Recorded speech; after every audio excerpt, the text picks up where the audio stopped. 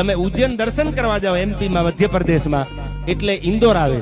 અને ઇન્દોરના મહારાજા જેનું નામ હતું યશવંતરાય હોલકર, અને યશવંતરાય હોલકર નું અવસાન થયું 1811માં. અને અવસાન થયા પછી અંગ્રેજોની મીટ મંડાણી કે ઇન્દોરનું રાજ લઈ લેવું છે, ઇન્દોરને આંચકી લેવું છે. અંગ્રેજોએ તૈયારી કરી.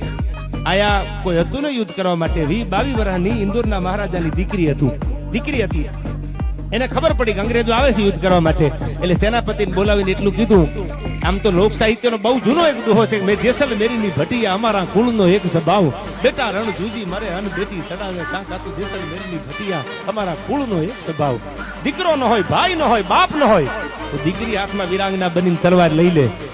તેથી 1811માં પોતાના બાપનું અવસાન થાય અને 1817માં જેથી અંગ્રેજો તોપના રેકડા ઇન્દોર સામે મેલ્યા, તેથી 22 વર્ષની દીકરી ઘોડાના પેગડે પગ મેલી અને એમ કહેતી હતી કે અંગ્રેજોના દાંત ખાટા કરીને જો તોપુના રેકડા પાછા ન તગડું તો મારું નામ ભીમાબાઈ નહીં.